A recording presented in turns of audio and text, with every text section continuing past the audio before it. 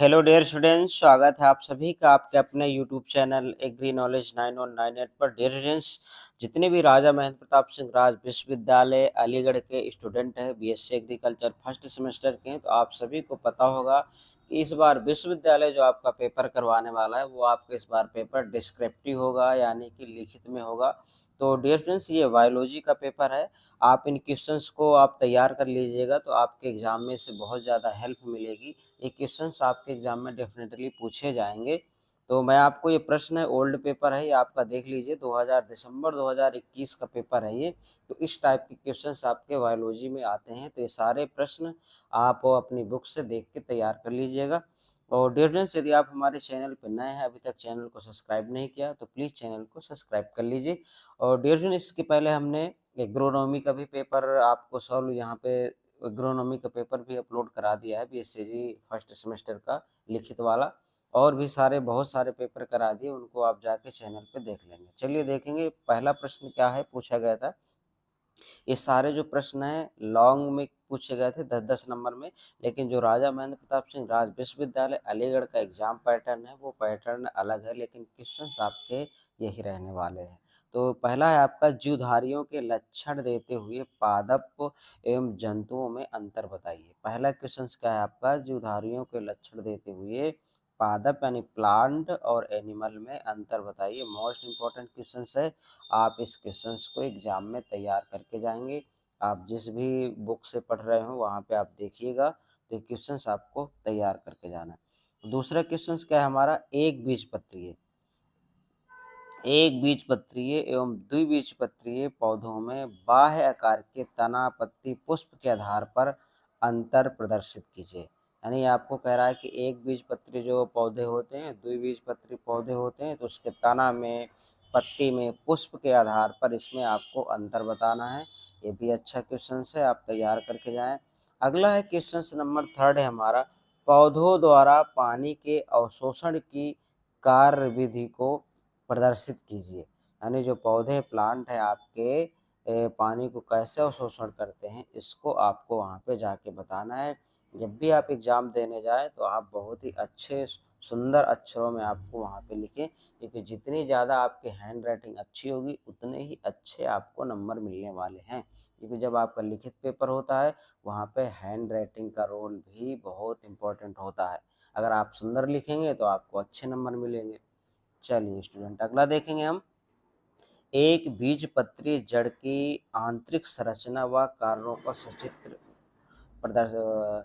प्रदर्शित कीजिए। यानी जो एक बीजपत्री पौधे हैं उसकी जड़ लेना है, और जड़ की आंतरिक इंटरनल जो स्ट्रक्चर है उसके कार्यों को, उसके फंक्शन को वहाँ पे आपको बताना है विद डायग्राम। देखिए, जब भी आप एग्जाम देने जाएं तो कोशिश करें आप उसमें डायग्राम बनाएं। डायग्राम यानी कि चित्र जरूर बना के आएँ। आपको थोड़ा बहुत भी आता है डायग्राम बनाना तो भी डायग्राम आप बना के आएँ, जिससे आपको उसमें से बहुत अच्छे नंबर मिलेंगे। स्टूडेंट, आप जैसे ही हमारे चैनल एग्री नॉलेज 9198 को सब्सक्राइब करेंगे तो वहाँ पे हमने प्लेलिस्ट बना दिया है। प्लेलिस्ट में हमने बना दिया कि BSc AG first sem descriptive type paper. तो डिस्क्रिप्टिव पेपर में ऐसा लिखा होगा BSc AG first sem descriptive. तो वहाँ पे आप जैसे ही क्लिक करेंगे वहाँ पे आपको एग्रोनॉमी का पेपर मिल जाएगा, प्रोकैरियोटिक यूकैरियोटिक सेल में क्या अंतर है, बहुत सारे क्वेश्चंस के आपको वीडियो मिल जाएंगे। और इसका जो आपका 10 नंबर के आपके ऑब्जेक्टिव क्वेश्चंस आएंगे, तो इसकी भी वीडियो हम आपको बना के अपलोड करा देंगे। जितने भी और भी आपके यहाँ पे जो भी पेपर होने वाले हैं उनके पेपर हम कोशिश करेंगे उस सारे पेपर आपको अवेलेबल करा दें, इसलिए आप चैनल को सब्सक्राइब करके रखें।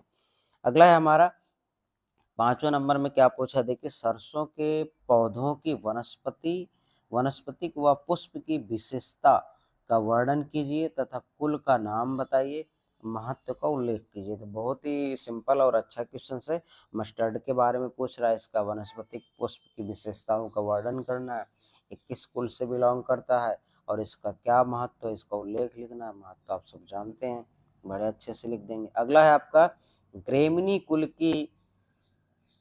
कुल की मानव जीवन में विशेषताओं का उल्लेख करें व इस कुल के 5 पादपों का वनस्पतिक नाम लिखें। बताइए कितना अच्छा क्वेश्चन है, इससे सिंपल क्वेश्चन आएगा। ग्रेमिनी कुल क्या है, जितनी भी हमारी सीरियल क्रॉप है, मोस्टली सीरियल क्रॉप ग्रेमनी या पोएसी कुल में आती हैं, दोनों एक ही है। आप चाहे ग्रेमनी कह दीजिए या पोएसी कह दीजिए। जैसे आपका गेहूँ वगैरह सब ग्रेमनी कुल में आते हैं। तो जितने भी, तो इनके बारे में आपको बताना है। ग्रेमनी कुल है वो मानव के लिए कैसे, मानव के जीवन में क्या विशेषता है, तो आप बता देंगे कि बहुत सारी विशेषताएं इसकी। ये खाद्यान्न फसलें हैं, तो खाद्यान्न फसलों पर ही ज़्यादातर मानव निर्भर है। तो इसके बारे में लिखेंगे। इसके आप उसमें 5 क्या करेंगे कि एक वो टेबल सा बना लेंगे, वहाँ पे एक तरफ पौधे लिखेंगे, एक तरफ उसके वनस्पतिक नाम लिख देंगे। यदि आपको उसके गुण सूत्र बिल्कुल कन्फर्म पता है तो भी आप लिख देंगे, तो उससे एक अच्छा इम्पैक्ट पड़ेगा। ठीक है, अगर आपको सही पता हो तो ही लिखें गुणसूत्र नंबर।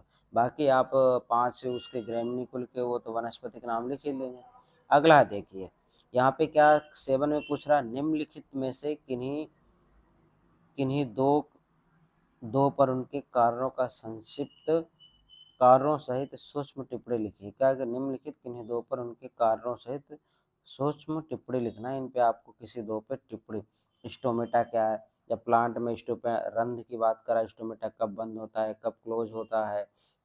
ठीक है, ज़्यादा टेम्परेचर पे क्या रहेगा, रात्रि में क्या रहेगा, ये सब लिखना। माइट्रोकॉन्ड्रिया क्या है, the powerhouse of cell.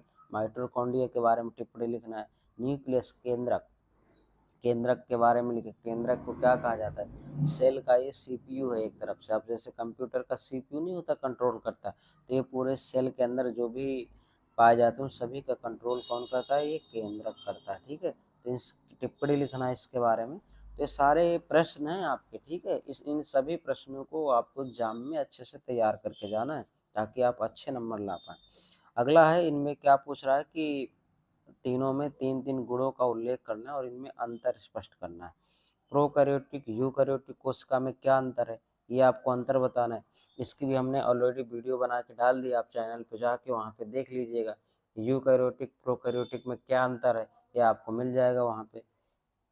अगला है आपका जाइलम एवं फ्लोएम में क्या अंतर है। जाइलम आपको हमने क्लास में भी अच्छे से समझाया था, बताया था, जो बच्चे पढ़ने आते थे कि जाइलम क्या है, फ्लोएम क्या है। जाइलम जड़ों में होता है, फ्लोएम प्लांट के ऊपर होता है, इसके बारे में भी हमने समझाया था। अगला मिश्रित पत्ती एवं सादा पत्ती में क्या डिफरेंस है। अगला है क्वेश्चन नंबर 9 में क्या पूछ रहा है, अर्धसूत्री विभाजन की स्टेजों अवस्थाओं को नामांकित चित्रों द्वारा प्रदर्शित कीजिए, इसके महत्व को बताइए। यानी ये क्या पूछ रहा है, अभी हमने आपको कल ही क्लास में बताया था कि मियोसिस और माइटोसिस में से एक आपका कंफर्म आना ही आना है, वो भी लॉन्ग क्वेश्चंस में आएगा 10 नंबर। तो ये क्या पूछ रहा है, मियोसिस डिवीजन क्या है, इसके स्टेजेस क्या हैं, इसकी उप स्टेजेस कौन कौन सी है। मियोसिस का 2 बार विभाजन होता है, मियोसिस फर्स्ट, मियोसिस सेकेंड। तो प्रोफेज फर्स्ट को 5 उप स्टेजेस में डिवाइड किया गया, लेप्टोटीन, जाइगोटीन, पैचेटीन, डिप्लोटीन, डाइकेनेसिस। तो इन सभी स्टेजों को आपको विद डायग्राम वहाँ पे एग्जाम में जाके बनाना है, तभी आपको वहाँ पे नंबर मिलेंगे। हो सकता है आपके एग्जाम में माइटोसिस आ जाए, यानी समसूत्री विभाजन आ जाए, तो वो भी तैयार करके जाए। तो सेल साइकिल क्या होता है वो भी आ सकता है, सेल क्या होता है वो भी एग्जाम में आ सकता है। तो ये सारे कुछ तैयार करके जाएं। जीवाणु क्या होते हैं, जीवाणु विषाणुओं में क्या अंतर है, जीवाणु और विषाणुओं के बीच की संयोजक कड़ी क्या है, ये एग्जाम में आ सकता है। और आपके एग्जाम में आ सकता है कि जीव जंतुओं का कृषि में क्या महत्व है, क्या रोल है, ये भी एग्जाम में आ सकता है। सजीव निर्जीव में क्या अंतर है, ये भी एग्जाम में आ सकता है। इनके क्या लक्षण हो सकते हैं, ओरिजिन ऑफ लाइफ, ये सारे क्वेश्चंस आपके इम्पोर्टेंट है, ये सारे क्वेश्चंस आपके एग्ज़ाम में आ सकते हैं। ये सब कुछ आप पढ़ के जाएं ताकि आप अच्छा कर पाएँ। बीज अंकुरण के लिए आवश्यक परिस्थितियों का संक्षेप वर्णन कीजिए। यानी जब बीज अंकुरण होता है तो इसके पूछ रहा है कि अंकुरण के लिए जो परिस्थितियाँ होना चाहिए, क्या होना चाहिए। और एग्ज़ाम में सीड टाइप आ सकता है, प्लांट का जो फ्लावर है उसका जो डायग्राम बनाने के लिए आपको आ जाएगा। ये भी हमने आपको क्लास में सबको समझाया है, बट आप लोग पढ़ने ही नहीं आते थे ना, अभी तक आप लोग कन्फ्यूजन में थे। तब भी अभी कुछ नहीं, आप ये सारे क्वेश्चंस तैयार करके जाएं और आपका एग्ज़ाम बहुत ही अच्छा होगा। और इसके जो ऑब्जेक्टिव टाइप के 10 नंबर के क्वेश्चंस पूछे जाएंगे, हम कोशिश करेंगे, आपका रिस्पांस अच्छा रहा तो हम उनकी भी जो ऑब्जेक्टिव क्वेश्चन है उसकी वीडियो बना के अपलोड कर देंगे। तो डियर फ्रेंड्स, आप सब लोग चैनल को सब्सक्राइब कर लीजिए और इस वीडियो को जितने भी आपके साथी हैं बीएससी एग्रीकल्चर फर्स्ट सेमेस्टर के, उन सभी तक इस वीडियो को शेयर कर दीजिए। तो डियर फ्रेंड्स, आज के वीडियो में सिर्फ इतना ही। मिलते हैं अगले वीडियो में। जय हिंद।